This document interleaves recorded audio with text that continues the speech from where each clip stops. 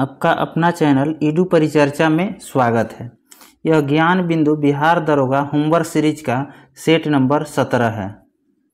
अगर आप इडुटेरिया का जो 7500 सीरीज का जीके जीएस बुक आया था उसका वीडियो देखना चाहते हैं तो हमारे चैनल पर 98 वीडियो अपलोड कर दिया गया है। आप प्लेलिस्ट में जाकर आसानी से देख सकते हैं। आज का पहला क्वेश्चन है, भारत का पहला अंतःग्रहीय यानी कि मंगल और चंद्रमा एनालॉग मिशन किस राज्य के द्वारा शुरू किया गया? तो यह लद्दाख के द्वारा शुरू किया गया। और इसको कौन सा संस्था शुरू किया है? तो इसरो ने शुरू किया है। आगे है, इसरो की स्थापना कब और किस पंचवर्षीय योजना के तहत की गई? तो इसकी स्थापना जो है 15 अगस्त 1969 चौथी पंचवर्षीय योजना में की गई थी। इसरो के वर्तमान अध्यक्ष कौन है? तो वी नारायण। दूसरा क्वेश्चन है, पोलरिस डॉन मिशन के संबंध में गलत कथन छांटिए। तो पहला है, यह दुनिया का पहला निजी अंतरिक्ष मिशन था, यह सही है। दूसरा है, इसे 10 सितंबर 2024 को लॉन्च किया गया था, यह भी सही है। तीसरा है, इस मिशन में पांच अंतरिक्ष यात्रियों ने पहली बार अंतरिक्ष में स्पेस वॉक किया, यह गलत है। इसमें 4 अंतरिक्ष यात्री गए थे। इसमें गलत कथन छांटना था, इसलिए इसका आंसर तीसरा हो जाएगा। तीसरा इसका आंसर हो जाएगा। आगे है, भारत का पहला मानव युक्त यान गगनयान मिशन को इसरो द्वारा कब लॉन्च किया गया? तो इसको पहले घोषणा किया गया था 2023 में, उसके बाद 24 में किया गया, उसके बाद 25 में, अभी 26 रखा गया है, 26 में। मिशन चंद्रयान 4 कब तक लॉन्च किया जाएगा? तो यह 2028 तक किया जाएगा। अंतरिक्ष में भारतीय अंतरिक्ष स्टेशन की स्थापना का लक्ष्य कब तक रखा गया है? तो 2035 तक। आगे हैं, किस देश के वैज्ञानिकों ने धरती के एक और चांद की खोज जिसे मिनी मून कहा गया, किसके द्वारा? तो यह अमेरिका के नासा संस्था जो है उसके द्वारा खोजा गया। मिनी मून की खोज किस अंतरिक्ष संगठन के द्वारा किया गया? तो नासा के द्वारा। और नासा की स्थापना अगर पूछता है तो 1958 हो जाएगा, 1958। यह अमेरिका के स्पेस एजेंसी का नाम है क्या? तो नासा। आगे है, 3D प्रिंटेड इंजन द्वारा संचालित दुनिया का पहला रॉकेट कौन सा है? तो अग्नियान हो जाएगा, अग्नियान। 3D प्रिंटेड संचालित रॉकेट को कहां से और किस अंतरिक्ष एजेंसी द्वारा लॉन्च किया गया? तो इसे श्रीहरिकोटा और रूस की स्पेस एजेंसी के द्वारा इसे लॉन्च किया गया। रूस के स्पेस एजेंसी का क्या नाम है? तो रोसकोसमोस। आगे है, इसरो द्वारा मलबा मुक्त अंतरिक्ष मिशन का लक्ष्य कब तक रखा गया? तो 2030 तक।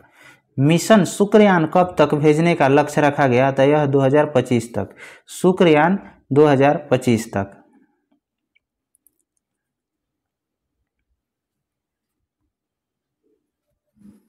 आगे है, मंगलयान कब भेजा गया? तो 2013 में। गगनयान का लक्ष्य अभी कब रखा गया है? तो 2026 में। चंद्रमा की सतह पर पानी के अणुओं की खोज करने वाला पहला भारतीय मिशन कौन सा था? तो यह था चंद्रयान प्रथम। और कब यह भेजा गया? तो 2008 में। और किस रॉकेट से? तो PSLV C11 से। अगला है, चंद्रयान जिस बिंदु पर उतारा गया उसका नाम क्या है? तो जवाहर पॉइंट। दूसरा है, चंद्रयान 2 जिस बिंदु पर उतारा गया उसका क्या नाम था? तो तिरंगा पॉइंट। और इसका रॉकेट का क्या नाम था चंद्रयान 2 का? तो GSLV MK3 M1। चंद्रयान 3 जिस बिंदु पर उतारा गया उसका क्या नाम था? तो शिव शक्ति पॉइंट। और किस रॉकेट से इसको भेजा गया? तो LVM M3 M4 M3 M4 rocket के द्वारा भेजा गया। आगे है, इसरो द्वारा आदित्य L1 मिशन को किस रॉकेट से छोड़ा गया? तो PSLV C57 के द्वारा, PSLV C57 के द्वारा। भारत का पहला सूर्य मिशन कौन सा था? तो आदित्य L1, आदित्य L1। इसरो का संचार उपग्रह GSAT-20 किस रॉकेट द्वारा प्रक्षेपास्त्र किया गया? तो यह फाल्कन 9 के द्वारा। यह स्पेस एक्स की रॉकेट है। यह एक निजी कंपनी है, कहाँ के? तो अमेरिका के, स्पेस एक्स। आगे है, हाइड्रोजन परियोजना का संबंध किस स्पेस एजेंसी से है? तो यूरोपियन स्पेस एजेंसी से। सार्क का पहला शिखर सम्मेलन कब और कहाँ आयोजित किया गया? तो यह 1985 में किया गया। कहाँ पे? तो ढाका में। और इसका हेड क्वार्टर पूछेगा सार्क का, तो कहाँ है? काठमांडू हो जाएगा, काठमांडू। आगे है, अटल सुरंग किस दर्रे में अवस्थित है? यह किन दो स्थानों को जोड़ती है? तो यह जो है रोहतांग दर्रा में अवस्थित है। और कहाँ है? तो हिमाचल प्रदेश। अटल टनल का जो है पुराना नाम क्या है? अटल टनल का पुराना नाम तो रोहतांग सुरंग। और इसकी लंबाई अगर पूछता है तो 9.02 किलोमीटर हो जाएगा, 9.02 किलोमीटर। आगे है, उत्तरी ध्रुव तथा दक्षिणी ध्रुव की खोज क्रमशः किसने किया? तो उत्तरी ध्रुव का खोज रॉबर्ट पियरी एवं दक्षिणी ध्रुव का खोज एमंडसेन ने किया था। रिंग ऑफ फायर किस महासागर में अवस्थित है? तो यह प्रशांत महासागर। भारत की पूर्वी तट पर स्थित भारत का तीसरा परमाणु संयंत्र कौन सा है? तो कल्पक्कम परमाणु संयंत्र। तारापुर परमाणु संयंत्र कहाँ है? तो महाराष्ट्र में। रावत भाटा पूछेगा तो राजस्थान में। नरौरा पूछेगा तो यूपी में। कुडनकुलम पूछेगा तो तमिलनाडु में। और सबसे नवीनतम यही है कुडनकुलम। सिंधु घाटी सभ्यता का दूसरा सबसे बड़ा नगर कौन सा था? वर्तमान में यह नगर कहाँ अवस्थित है? तो दूसरा पूछेगा तो राखीगढ़ी, और यह हरियाणा में है। और सबसे बड़ा पूछेगा तो यह मोहनजोदड़ो हो जाएगा, और कहाँ है? तो पाकिस्तान में। और भारत में सबसे बड़ा पूछेगा तो यह राखीगढ़ी हो जाता है, राखीगढ़ी। आगे है, मानव मस्तिष्क का कौन सा अंगक चलने खड़े होने के लिए संतुलन संबंधी कार्यों का नियंत्रण करता है? तो सेरेबेलम। यमुना की सबसे बड़ी सहायक नदी कौन सी है और यह यमुना में कहाँ मिलती है? तो यह चंबल है। चंबल जो है यमुना की सबसे बड़ी सहायक नदी है। केन भी है सहायक नदी, बेतवा भी है सहायक नदी, लेकिन चंबल को अगर पूछेगा कहाँ मिलती है तो इटावा में मिलती है, इटावा में। आगे है, भारत की किस मिट्टी में जल धारण करने की बृहत्तम क्षमता होती है जिससे इसमें काफ़ी समय तक नमी रहता है? तो काली मिट्टी। कभी कभी यह चिकनी मिट्टी भी देता है। निम्न में बागानी फसल के अंतर्गत कौन कौन से फसल सम्मिलित हैं? तो चाय है, कॉफ़ी है, रबड़ है। दाल इसमें नहीं होगा। 1, 2 और 4 इसमें सही उत्तर हो जाएगा। कॉफ़ी सबसे अधिक भारत में कहाँ होता है? तो बाबा बुधन की पहाड़ी पर। और कहाँ है यह? तो कर्नाटक में। भारत को कितने एग्रो क्लाइमेटिक जोन यानी कृषि जलवायु क्षेत्र में बांटा गया है? तो 15 में। और बिहार को कितने जलवायु क्षेत्र में बांटा गया है? तो 4 में। देश का पहला कृषि विश्वविद्यालय कब और कहाँ स्थापित किया गया? तो यह पंतनगर हो जाएगा, उत्तराखंड में। पंतनगर उत्तराखंड में। फेफड़ा के ऊपर स्थित द्विपरतीय झिल्ली को क्या कहते हैं? तो प्यूल्यूरा झिल्ली। फेफड़ा के सबसे छोटी इकाई कौन सा है? तो एल्वोलाई। क्षुध तृष्णा के लिए अमाशय में जो रस स्रावित होती है उसकी प्रवृत्ति कैसी होती है? तो अम्लीय होती है, अम्लीय। अमाशयी रस भी अम्लीय होता है। आगे है भारतीय धन के बहिर्गमन की ओर लोगों का ध्यान आकर्षण करने की दशा में प्रयास किसने किया था? तो दादा भाई नौरोजी ने। धन निष्कासी का विरोध करने वाला समाचार पत्रों में सर्वाधिक योगदान किस समाचार पत्र का था? तो अमृत बाजार पत्रिका का। भारत का नवीनतम यानी कि 58वां टाइगर रिजर्व कौन सा है और इसकी अवस्थिति कहाँ है? तो माधव और कहाँ है यह? तो यह मध्य प्रदेश में है। माधव टाइगर रिजर्व मध्य प्रदेश में है। आगे है हिमालय। भारत में हिमालय की सबसे ऊंची चोटी कौन सी है और इसकी अवस्थिति किस राज्य में है? तो यह कंचनजंगा है और कहाँ है? तो सिक्किम में है। अगर यही पूछता है कि भारत की सबसे ऊंची चोटी, तो केटू हो जाएगा। हिमालय की सबसे ऊंची चोटी हो जाएगा माउंट एवरेस्ट। आगे क्वेश्चन हो जाएगा बनारस हिंदू विश्वविद्यालय का शिलान्यास किस वायसराय के द्वारा किया गया? तो यह लॉर्ड हार्डिंग के द्वारा 1916 में। और स्थापना किसके द्वारा किया गया? तो मदन मोहन मालवीय के द्वारा। देसी भाषा समाचार पत्र अधिनियम कब और किसके द्वारा लागू किया गया? इसी को वर्नाक्यूलर प्रेस एक्ट कहा जाएगा और यह लागू किया गया 1878 में लॉर्ड लिटन के समय में। विलयन में H+ आयन की सांद्रता बढ़ने पर विलयन के pH मान पर क्या प्रभाव पड़ता है? तो अम्ल की मात्रा बढ़ती है, इसमें अम्ल की मात्रा बढ़ जाएगी। आयंगर फार्मूले के नाम से विख्यात अनुच्छेद संविधान के किस भाग में है? तो यह भाषा के लिए है, भाग 17 में। प्रबल अम्ल और प्रबल क्षार को मिलाने से प्राप्त विलयन का मान क्या होगा? तो उदासीन हो जाएगा। भारत की राजभाषा हिंदी होगी और इसकी लिपि जो है देवनागरी होगी। इसका उल्लेख संविधान के किस अनुच्छेद में किया गया है? तो अनुच्छेद 243 के 1 में। आगे हो जाएगा भारत में स्थानीय स्वशासन की स्थापना कब और किसके द्वारा किया गया? तो 1882 में। किसके द्वारा? तो रिपन के द्वारा। और वर्नाक्यूलर प्रेस एक्ट जो है कब रद्द किया गया? तो यह भी 1882 में। किसके द्वारा? तो रिपन के द्वारा। भारत की पूर्णकालिक पहली महिला वित्त मंत्री कौन बनी? तो निर्मला सीतारमन। भारत का पहला पेपरलेस बजट कब और किसके द्वारा पेश किया गया? तो 2021 में निर्मला सीतारमन के द्वारा। भारत के ऐसे 4 वित्त मंत्री जो बाद में प्रधानमंत्री बने, तो इंदिरा गांधी, मोरारजी देसाई, चौधरी चरण सिंह तथा मनमोहन सिंह।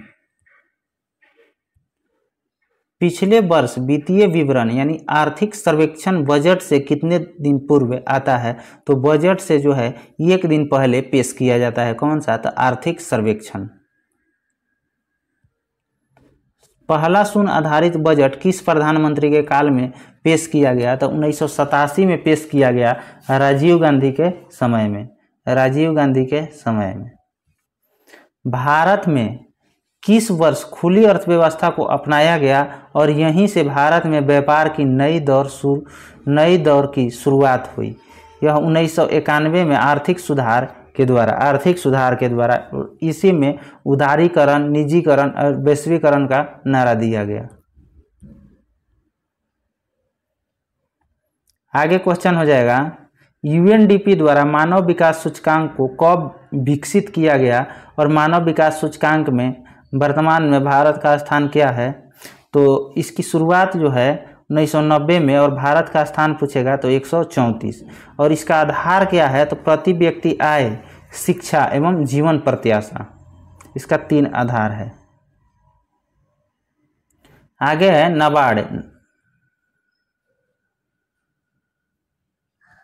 नाबार्ड की स्थापना कब और किस अधिनियम के द्वारा किया गया? तो 1982 में इसकी स्थापना किया गया।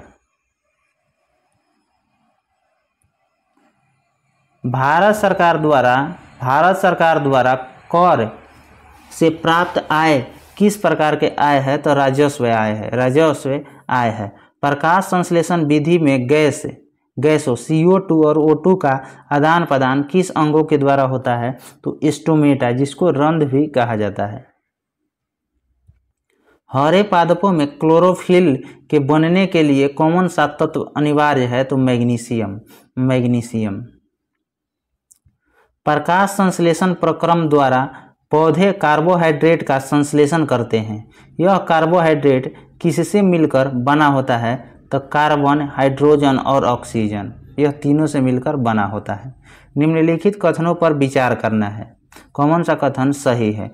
भोजन का पाचन मुख गुहा से ही शुरू होता है, यह सही है। सर्वप्रथम भोजन के कार्बोहाइड्रेट अवयव का पाचन होता है, यह भी सही है। इसीलिए इसमें दोनों कथन सत्य हो जाएगा।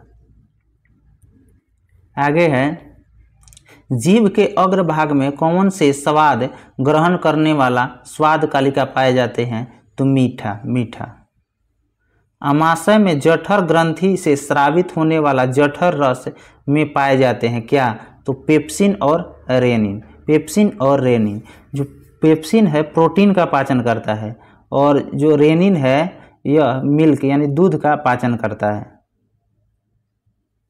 आमाशय की दीवार तथा जठर ग्रंथियां हाइड्रोक्लोरिक अम्ल से अप्रभावित रहते हैं, इसका क्या कारण है? तो म्यूकस की एक परत होती है, उसी कारण यह होता है।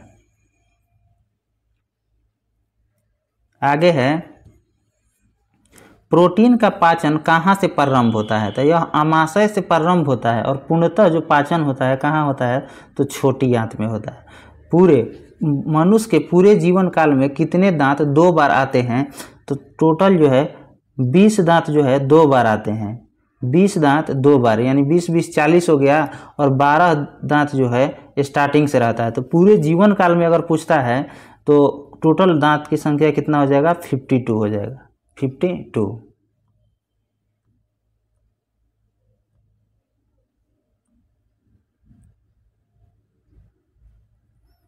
आगे है, मनुष्य में भोजन का पाचन मुख गुहा से शुरू होता है, यह सही है। भोजन का पाचन क्रिया छोटी आंत में पूर्ण होता है, यह भी सही है। यानी कि दोनों कथन सत्य हैं। यकृत तथा अग्नाशय की नली आहार नली में किस भाग में खुलती है? तो यह ड्यूडेनम में खुलती है। मानव शरीर की सबसे बड़ी ग्रंथि पूछेगा तो यकृत हो जाएगा। मानव की सबसे बड़ी अंतःस्रावी ग्रंथि पूछेगा तो थायराइड ग्रंथि हो जाएगा, मानव शरीर में पाचन का अधिकांश भाग किस अंग में संपन्न होता है? तो यह छोटी आंत में संपन्न होता है, छोटी आंत में।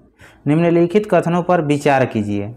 यह किसी अंग उपयुक्त विशिष्ट गुण किस अंग के हैं? यह किसी अंग के बारे में कहा गया है, उसको बताना है। यह मानव शरीर की दूसरी सबसे बड़ी ग्रंथि है। इसका रस एक विशेष प्रकार की कोशिकाओं से स्रावित होता है तथा यह क्षारीय होता है। इसके रस को पूर्णपाचक रस कहा जाता है। यह किस अंग के बारे में कहा गया है? तो यह अग्नाशय के बारे में कहा गया है। कौन सा हार्मोन पित्ताशय को पित्त निकालने हेतु उत्तेजित करता है? तो कोलेसिस्टोकाइनिन। पित्त का जो है निर्माण कहाँ होता है? यकृत में, और जमा होता है पित्ताशय में।